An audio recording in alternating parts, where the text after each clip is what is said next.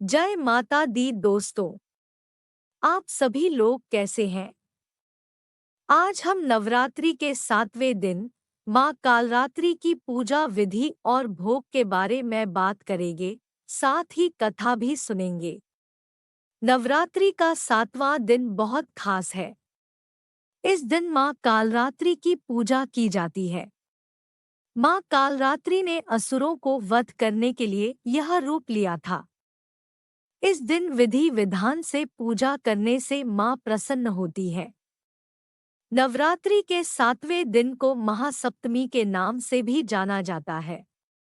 इस दिन माँ कालरात्रि की पूजा करने का विधान है। माँ कालरात्रि की पूजा करने से भूत प्रेत भी भाग जाते हैं। माँ कालरात्रि बेहद शक्तिशाली है। जो लोग विधि विधान से माँ कालरात्रि की पूजा अर्चना करता है, उसे संकटों से मुक्ति मिल जाती है। इसीलिए इन्हें शुभकंदी माता के नाम से भी पुकारते हैं। माँ कालरात्रि देखने में बहुत ही भयंकर है, लेकिन इनका हृदय बहुत ही कोमल है। इनकी नाक से आग की भयंकर लपटें निकलती हैं। माँ कालरात्रि की सवारी गर्दभ यानी गधा है। माँ कालरात्रि का दायां हाथ हमेशा ऊपर की ओर उठा रहता है। इसका अर्थ माँ सभी को आशीर्वाद दे रही है। माँ कालरात्रि के निचले दाहिने हाथ की मुद्रा भक्तों के भय को दूर करने वाली है। उनके बाएं हाथ में लोहे का कांटेदार अस्त्र है। निचले बाएं हाथ में कटार है।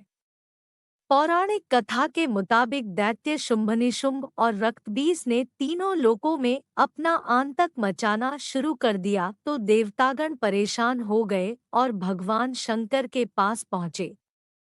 तब भगवान शंकर ने देवी पार्वती से राक्षसों का वध कर अपने भक्तों की रक्षा करने के लिए कहा।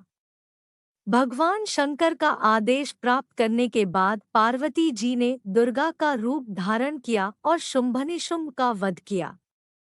लेकिन जैसे ही मां दुर्गा ने रक्तबीज को मारा, उसके शरीर से निकले रक्त की बूंदों से लाखों रक्तबीज उत्पन्न हो गए। तब मां दुर्गा ने मां कालरात्रि के रूप में अवतार लिया।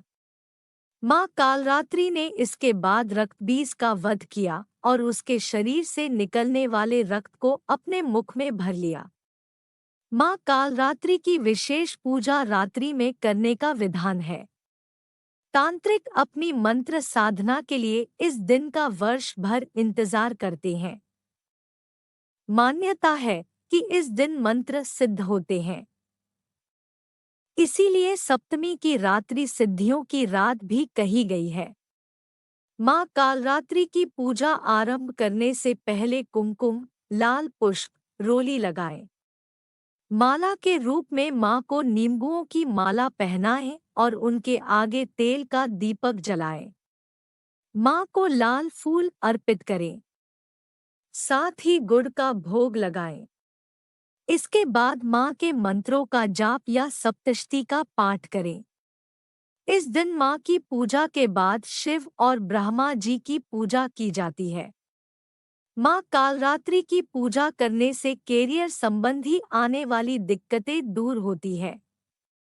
वहीं जिन लोगों को अनावश्यक भय बना रहता है, उन्हें भी माँ कालरात्रि की पूजा करने से आराम मिलता है। जिन लोगों को आग, जीव जंतु, भूत प्रेत का भय लगता है, उन्हें माँ कालरात्रि की पूजा जरूर करनी चाहिए। इस दिन माँ की पूजा करते समय गुड़ का भोग लगाएं। माँ कालरात्रि को गुड़ बहुत प्रिय है। भोग लगाने के बाद प्रसाद के रूप में ग्रहण करना चाहिए। या देवी सर्वभूतेषु माँ कालरात्रि रूपेण संस्थिता। नमस्तस्यै नमस्तस्यै नमस्तस्यै नमो नमः। आप सभी को यह कथा कैसी लगी कमेंट में जरूर बताएं। साथ ही मेरे चैनल को सब्सक्राइब करना ना भूलें। धन्यवाद।